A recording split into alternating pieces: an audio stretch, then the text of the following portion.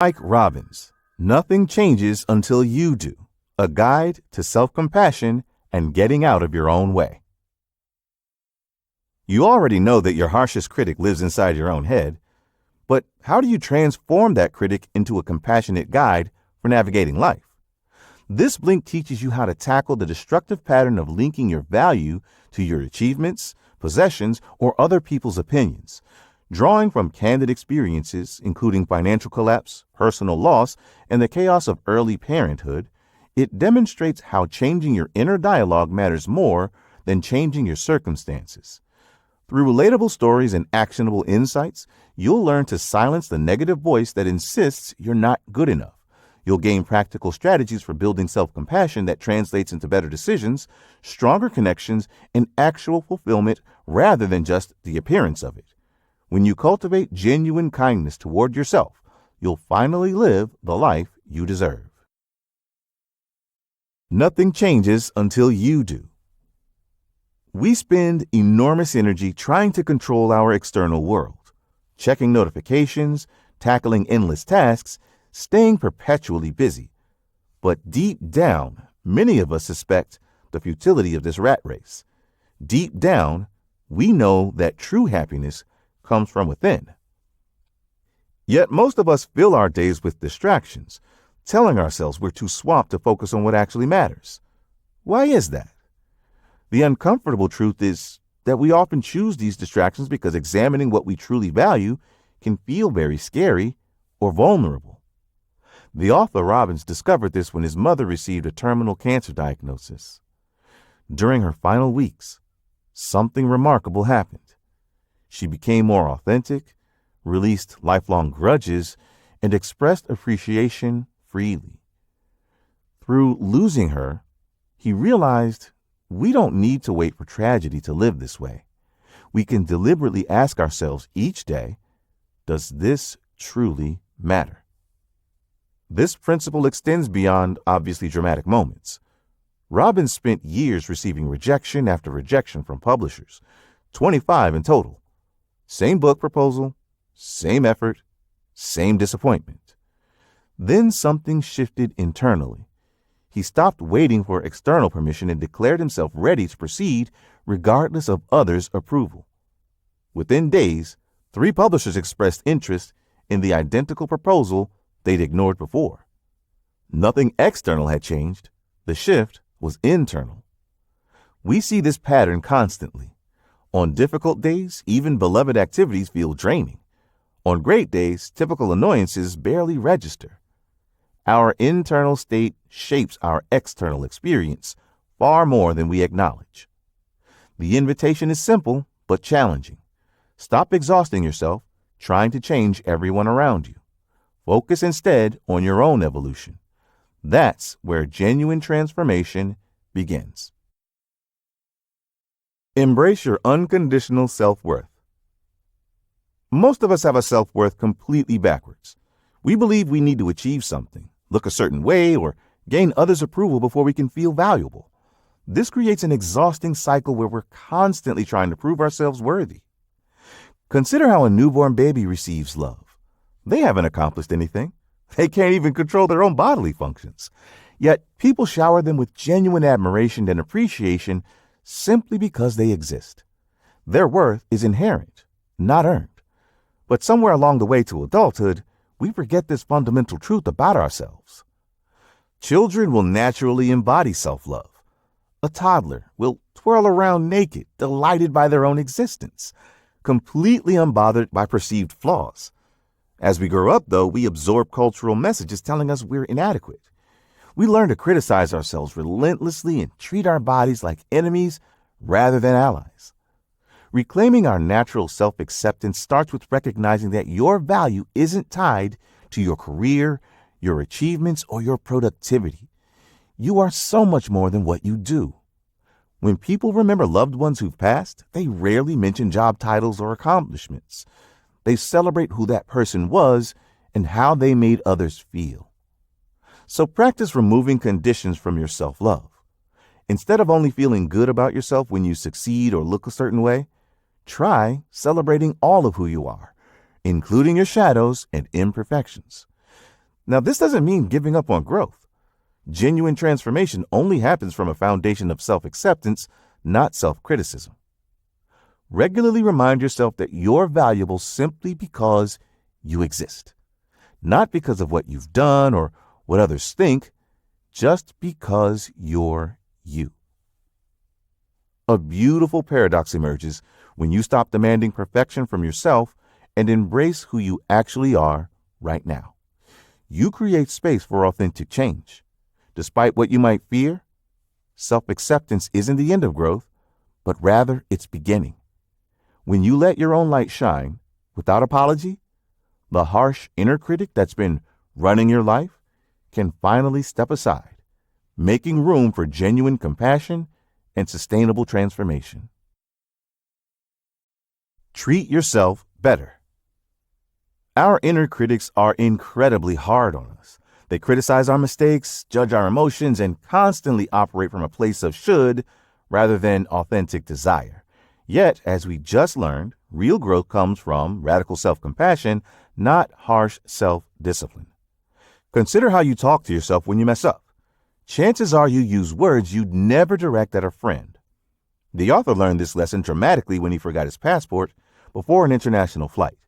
His inner critic unleashed such brutal self-punishment that he made himself physically ill. Meanwhile, his wife responded with pure kindness and understanding. The contrast was striking. His own cruelty hurt him more than the actual mistake. When you see a fault in yourself that you want to correct, follow this sequence. Recognize the pattern, acknowledge its impact without judgment, forgive yourself authentically, then allow change to unfold naturally. Now, most people skip that crucial forgiveness step. They recognize their flaws, acknowledge them, and then punish themselves repeatedly, which keeps them stuck in the same cycle forever. Holding on to resentment toward yourself blocks any forward movement. Another powerful shift is to stop should-ing yourself. That voice telling you what you should do with your life reveals a lack of self-trust. Ask different questions instead. What's genuinely true for me? What do I actually want? This moves you from obligation to authentic choice, from fear-based motivation to desire-based action. Self-care works the same way. Your heart pumps blood to itself first, then to the rest of your body. That's how survival works. You can't pour from an empty cup, as they say. Prioritizing your own well-being makes you more available and generous with others, not less. So give yourself permission to make mistakes, feel your emotions fully, and move only as fast as your most hesitant parts feel safe to. When you replace harsh judgment with gentle compassion, you unlock the capacity for genuine transformation. Let go of your ego. You're constantly measuring yourself against others, terrified of looking foolish and convinced that if you just worked harder or achieved more, you'd finally feel good enough. But the real problem isn't your circumstances, it's your relationship with your own ego. When the Arthur Robbins baseball career collapsed, his ego was crushed. Years of training gone. Major league dreams finished. But during a drive with his young daughter years later, she innocently asked why he couldn't play baseball anymore. As he explained that his injury led him away from the sport, but toward meeting her mother and becoming her father, he broke down crying. The devastating failure that wounded his ego had actually guided his soul toward what mattered most. Your ego sees setbacks as catastrophes, but your deeper self recognizes them as course corrections. When you stop protecting your image and start embracing your authentic experience, everything shifts. Once, after browsing a colleague's impressive website for just minutes, Robbins spiraled into comparison mode, cataloging all the ways this stranger seemed superior. Within moments, he felt deflated and inferior. Sound familiar? This comparison trap operates like a rigged game where you're either puffed up with superiority or crushed by inadequacy. Neither state brings genuine peace. To counter this, Start by noticing when you're measuring yourself against someone else. That awareness alone creates space to choose differently. Remember that your worth exists independent of your ranking in some imaginary hierarchy. Another way to let go of your ego is to practice getting real instead of being right. When you're willing to say, I feel lost, or I don't have this figured out, you give others permission to drop their defenses too. Vulnerability creates connection while righteousness creates isolation. And try to allow things to be easy. Stop rehearsing defensive speeches about how hard you work. What you focus on tends to manifest. Expecting struggle usually produces it, while trusting in ease frees energy for what actually matters. The path forward isn't perfection, it's self-acceptance. Notice where you're demanding more from yourself. Ask whether you're protecting your ego or nurturing your growth, and give yourself permission to be imperfect and real. Discover your courage. What most of us get wrong about courage is that we think it means not being afraid. But real courage is about acting, even when your voice shakes, your hands tremble, and your heart pounds out of your chest. When the author Robbins met the woman who would become his wife, he was unemployed, feeling insecure, and terrified of rejection. So instead of asking her out, he offered to help her with her homework. Safe, right? But when she called him about it, he faced a choice. Hide behind the excuse or speak his truth. With his heart racing, he confessed he really just wanted to take her on a date. Her response, "Oh, good, I'd rather go on a date anyway." The very thing he feared became the gateway to what he truly wanted. Asking for what we want, whether it's help, a date, or honest conversation, requires vulnerability. And vulnerability, research shows, is actually our most accurate measure of courage. During an event for minor league baseball players, one coach started crying when he told his story of finally making it to the major leagues. In doing so, he broke every rule of the tough, masculine culture that dominates the sport. Yet his story impacted many of the young players so deeply that they were gushing about it to Robbins after his own talk. The coach's message had reached them, precisely because he dared to be human. You don't need perfect words or total confidence to take these steps. When Robbins' friend lost his father, Robbins avoided him, scared of saying the wrong thing. Finally, his friend confronted him. "You haven't asked how I'm doing." Robbins said he didn't know what to say. The friend's reply cut through everything. "Well, you could have just said that."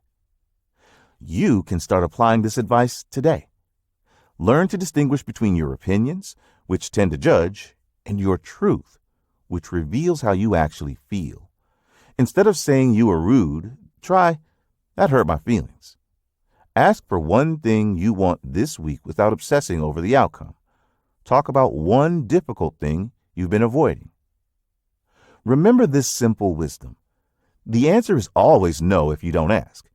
But when you swing hard at life, even knowing you might miss, you give yourself a chance to actually connect with what matters. Practice gratitude. We spend remarkable amounts of energy fighting reality. When life throws unexpected curveballs, a forced move, a delayed project, someone else's behavior, we resist what's already happening. But the truth is really that surrender actually works. The author Robbins discovered this while juggling a house move during his planned writing retreat. When you stop arguing with circumstances and simply handle the next thing in front of you, the overwhelm dissolves. One box at a time, one task at a time. Fellow author and speaker Byron Katie puts it perfectly. When you argue with reality, you lose 100% of the time. This same principle applies to where we direct our attention. During a struggling baseball season at Stanford, Robbins' pitching coach had players list every frustration: injuries, bad weather, unfair calls, lack of support. Then came the question that changed everything. What on this list can you actually control? The answer was sobering. Almost nothing. You can't control outcomes, other people's choices, or external circumstances. You control exactly three things: your attitude, your effort, and your perspective. When you pour energy into anything else, you're just spinning your wheels. Gratitude helps you avoid this wheel spinning. An Ethiopian cab driver once told Robbins that Americans act like spoiled brats, constantly focused on what's wrong. From his perspective, every day in America was a good day. Research stands behind the cabbie's approach. People who write down 5 things they're grateful for each week report better health, more exercise, and greater life satisfaction. Gratitude isn't a concept to understand. You have to actually practice it. When Robin's mother died, he realized that embracing mortality clarifies everything. At memorial services, we give ourselves permission to be real, vulnerable, and focused on what truly matters. We don't need to wait for tragedy to access that consciousness. Living like you're going to die means fully engaging with life right now, grateful for its temporary, precious gift.